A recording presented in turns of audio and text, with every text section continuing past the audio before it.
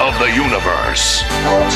Voltron wasn't just a show. It was a weekday ritual that defined a generation. But behind those iconic roars and laser swords lies a production story wilder than any row-beast battle. Today we're counting down 10 facts about the 1984 series that'll make you see this classic in a whole new light.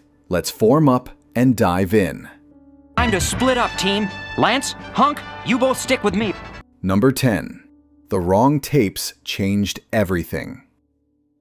What if I told you Voltron only exists because someone messed up a shipping order? Here's the story. World Events Productions wanted to adapt a Japanese show called Future Robot Deltanius. They asked Toei Animation for The Ones with the Lion. Simple request, right? Toei shipped the wrong series, Beast King Go Lion. And when those tapes arrived, WEP took one look at those 5 robot lion starships and said, "Actually, let's go with this instead." That accidental shipment became the Lion Force we know and love. Talk about a happy accident. This wasn't some minor tweak or creative pivot. This was the entire foundation of the franchise getting built on a clerical error. Without that mix-up, there's no Princess Allura, no blazing sword, no form, feet, and legs. The fact that Voltron's entire identity hinged on someone grabbing the wrong master tape? That's the kind of chaos you can't write. Well, technically they did write it, but we'll get to that later. Prisoners? Why is he showing them off? Number 9. They had no idea what the Japanese characters were saying. The team adapting Voltron faced one tiny problem. They didn't have translations. Executive producer Peter Keefe and director Franklin Kofod received the Go Lion footage without any scripts or episode breakdowns. So they did what any reasonable production team would do. They watched the action, surmised the plots, and had writer Jameson Brewer create all new English dialogue from scratch. They were essentially playing a very expensive game of charades with robot lions. This wasn't just dubbing. This was creative reimagining on the fly. The original Japanese storylines, character motivations, and plot arcs, gone. Replaced with whatever the American writers thought made sense based purely on watching giant robots punch monsters. It's like trying to understand a foreign film with the sound off, then writing your own script and hoping it lands. The kicker? It worked. They remixed the audio into stereo, stitched together their invented narrative, and somehow created one of the most beloved animated series of the decade. Sometimes winging it is a legitimate strategy. I'm not programmed for rejection. Look, we're not fools. We'll come over one at a time. Torture scenes got the axe. Voltron's reputation as kid-friendly entertainment required some serious editorial surgery. The US adaptation was heavily edited to meet conservative children's TV standards, and that meant cutting explicit content from the Japanese original. We're talking scenes of torture and atrocities, dark material that would never fly in American syndication. Go Lion was brutal in ways Western audiences never saw. The Japanese version dealt with war crimes, graphic violence, and stakes that went way beyond stop the bad guy's monster of the week. American editors stripped out anything remotely disturbing, reshaped the tone, and turned a war drama into an adventure serial. This explains why Voltron always felt intense, but never truly scary. The bones of something darker were there. You could sense it in the stakes and desperation. But the violent marrow had been carefully scraped out. Form! Blazing sword! Number 7. 2 completely different Japanese shows in one package. Voltron's first and second seasons weren't just different story arcs, they were different shows entirely. Lion Force adapted Beast King Go Lion, the series that arrived by mistake. Vehicle Team adapted an unrelated anime called Armored Fleet Die-Rugger 15. Zero connection between them. Different creators, different concepts, different everything. World Events Productions just slapped the Voltron brand on both and called them Series 1 and Series 2. This explains why Vehicle Voltron felt so jarring if you were a Lion Force kid. It wasn't your imagination. The entire DNA changed, different team structure, different combining mechanism, different conflict. Instead of 5 pilots defending one planet, you got 15 pilots in specialized squads, searching for new worlds to colonize. Most fans didn't know they were watching 2 separate Japanese imports, duct taped together by American producers. That's some next-level franchise engineering right there. When I get bigger, I'm going to be a space explorer just like them. Number 6. Vehicle Voltron had 15 pilots in 3 squads. Forget 5 lions. Vehicle Team went full overcomplicated. Vehicle Voltron divided its protagonists into 3 specialized squads. Sea Team piloted Aqua Fighters, Land Team controlled Turbo Terrain Fighters, and Air Team flew Strato Fighters. These vehicles combined within their teams first, then assembled into the larger Vehicle Voltron. 15 pilots, 3 mini Voltrons, 1 final mecha. It was like combiners had combiners. The premise shifted too. Instead of defending Princess Allura's planet Aris from King Zarkon, the Galaxy Alliance homeworlds faced overcrowding and needed to colonize new planets, putting them in conflict with the Drool Empire. Suddenly, Voltron was tackling interstellar expansion and resource wars. Pretty heavy stuff for cartoons. Never. And I don't like the looks of it. It could be Zarkon's work. Number 5. It was the top-rated kids show for 2 years. Voltron wasn't just popular, it dominated.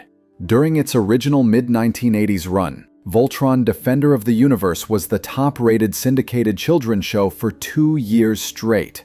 Not top 5, not one of the most popular, the top. For 24 months, this anime import with Frankenstein dialogue and censored violence was the king of after-school programming. That's mainstream cultural penetration, not niche fandom. Every kid in America knew Form Blazing Sword. Playgrounds echoed with debates over who got to be Keith versus who got stuck being Lance. The merchandising machine cranked out lunchboxes, action figures, and bedsheets faster than Zarkon could deploy robeasts. This success proved American audiences were hungry for anime. Voltron laid groundwork for the anime boom that would explode in the 90s.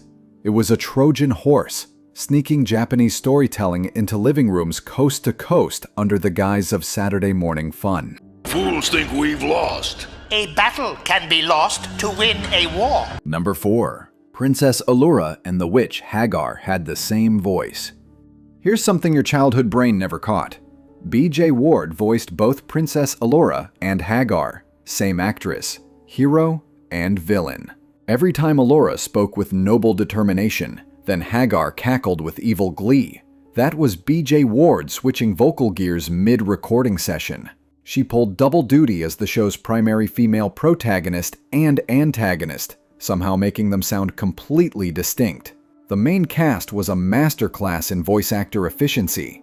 Peter Cullen, yes, the future Optimus Prime, narrated and played Corrin. Neil Ross voiced both Keith and Pidge. Michael Bell handled Lance and Sven. Lenny Weinrib brought life to both Hunk and Prince Lotor. Jack Angel rounded it out as King Zarkon. This was standard practice in the 1980s animation. Studios kept casts lean, and talented performers juggled multiple roles per episode to save budget. Sometimes the hero and villain are more connected than you think.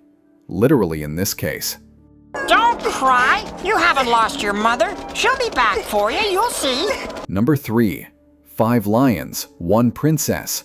Endless robeasts. Let's talk about the core premise that hooked a generation. Lion Force Voltron followed 5 pilots commanding 5 robot lions that combined to form the ultimate defender. Their mission? Protect planet Arus and its ruler Princess Allura from warlord King Zarkon and his witch Hagar. The villain's strategy never varied. Hagar created robeasts, giant monsters designed to terrorize Arus, and Voltron had to stop them. Formula? Absolutely. Effective? Undeniably. Every episode followed the same beats. Robeast attacks, lions launch, team struggles, they form Voltron, Blazing Sword finishes it. Kids didn't care about repetition. They craved the ritual. That combination sequence was appointment television. The setup was simple enough for 6-year-olds, but structured enough to sustain 72 episodes. That's harder than it sounds. Plenty of shows crashed trying to stretch a thin premise across a full season. Voltron made it work for 2 full series and decades of nostalgia. You're only a little girl right now, but I'm sure you'll make it. Number 2. The audio got a complete stereo remix. Most kids watching Voltron had no idea they were hearing cutting-edge audio engineering for 1984. When Ted Koppler's team at World Events Productions adapted Go Lion, they didn't just replace dialogue. They remixed the entire soundtrack into stereo format. The original Japanese mono audio got a full engineering overhaul, spreading sound across left and right channels to create spatial depth. Lion roars echoed, laser blasts panned across the soundscape, and the theme song hit with cinematic punch.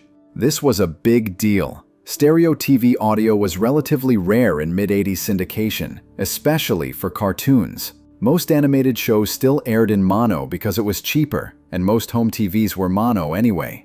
Voltron aimed higher, betting that the immersive sound would make the show feel premium and event-worthy. And it worked. If you had a stereo TV or VCR setup, Voltron sounded massive compared to its weekday competition. The roar of the lions forming Voltron became iconic, partly because of how it filled your living room. That attention to audio detail shows how seriously World Events took the adaptation. Oh no! It's melting! Number 1. Voltron was 2 series branded as one. The ultimate meta fact. Voltron wasn't a single series at all. The 1984 program is officially identified as Lion Force Voltron Series 1 and Vehicle Team Voltron Series 2, 2 distinct adaptations packaged under one banner. World Events Productions took 2 unrelated Japanese anime, rewrote them both, and marketed them as seasons of the same show. You tuned in for lions, then suddenly got land, sea, air vehicle teams and colonization conflicts. No explanation, no transition episode, just, here's Voltron again, but completely different. The bold move paid off commercially, even if Lion Force remained the cultural favorite. Vehicle Team had its fans, but those 5 lions were the icons. This 2-series gambit defined Voltron's identity as a flexible brand. It proved you could slap a name on different properties if the core concept, giant combining robots defending the universe, stayed consistent. Good work. Now broaden the ray and take as many captives as you can. Bonus fact: the show ran 124 episodes across 2 series. One final stat to blow your mind: Voltron gave us 124 episodes in just 14 months. The original series aired in first-run syndication from September 10, 1984 to November 18, 1985. That's 72 Lion Force episodes and 52 Vehicle Team episodes, an absolute content avalanche. Weekday syndication meant new episodes 5 days a week, and Voltron took full advantage. That pace was exhausting for production, but perfect for building audience obsession. You couldn't afford to miss an episode, or you'd fall behind your friends' playground debates. No streaming, no DVR, no second chances. If you missed it, you missed it. Until the inevitable reruns, anyway. For context, modern animated series might release 10 to 13 episodes per season and call it a year. Voltron dropped 124 in 14 months, while editing violence, rewriting plots, remixing audio, and managing 2 completely different source shows. The 1980s were a different beast entirely, from wrong tape shipments to torture edits, from stereo remixes to dual series branding. This show's behind-the-scenes story is just as incredible as any Robeast battle. It's a testament to creative chaos, adaptation ingenuity, and the power of giant combining robots to capture imaginations worldwide. Until next time, Defenders, form feet and legs, form arms and body, and I'll form the head. Let's keep these memories alive.